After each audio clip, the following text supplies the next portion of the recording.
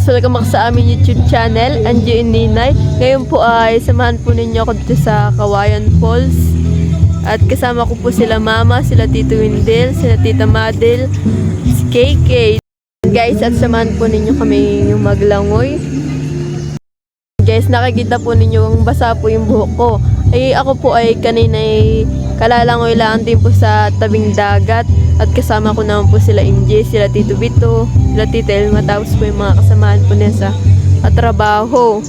Ayan, tapos po ako po chinat ni Tito Tim na maglalangoy daw po kami. Ayan, tapos po ako nagpunta na po sa Abyawin at ako po ay namasahe. Yan guys, kami po ay nandito na po sa aming paglalangoyan. Ay uho po, para naman pong nakakatamad po maglangoy at ang malamig eh. Ala.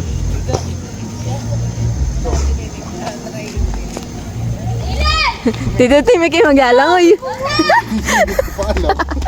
Halika. Magwa-vlog daw. Para nakakatawa maglalangoy yan eh. Wala nga nagkakampisa. Malamig sa doon. Ay, Bem!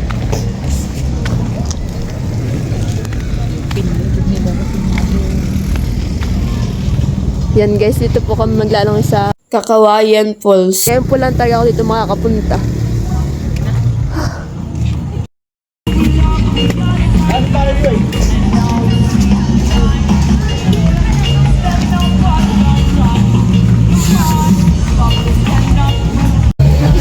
Yan guys, nandito po ako sa birthday. Nakikikain.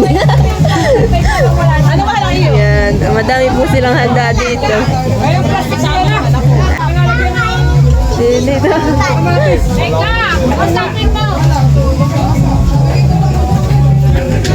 Ng mga anak mo ito ay pinili lahat eh, hotdog. Iba pala yan, ano eh.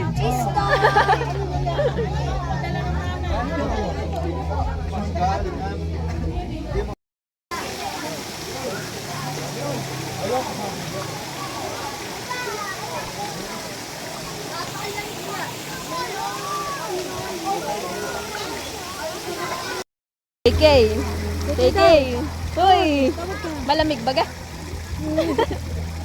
Ay, ahon ka na diyan.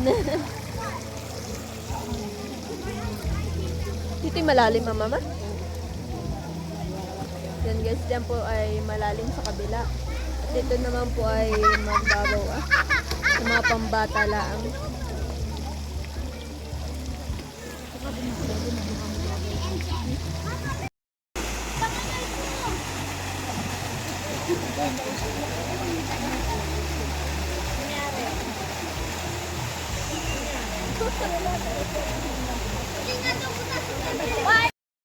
Yun na yung isa. Okay lang kahit magkasama. Gagay. Ginaganon mo, humihi ka sa papa ng kutsara. Yan guys, maganda po ay may sarili kang tent at para po hindi ka na magbabayad sa cottage pag ipupunta.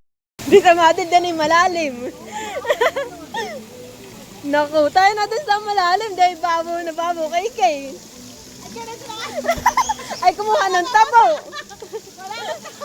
Tabo.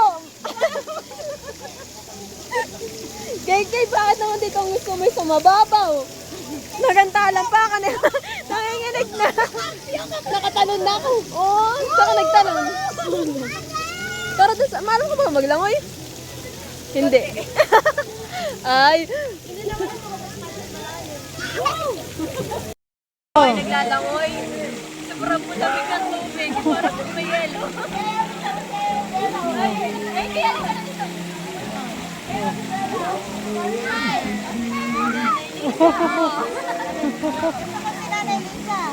Ay, ayaw mo kaya kayo ng isa. Okay, Tino. Oh, Kay! Kay! Ba, wala akong dalang damit. Wala akong dalang damit. Ako hindi nang dalang damit.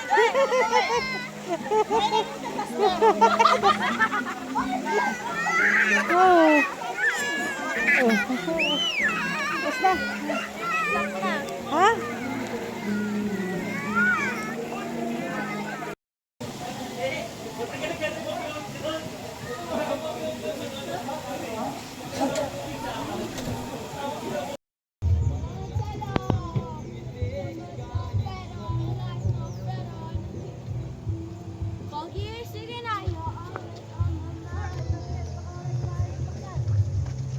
Sige nga, sayo ka nga na yun.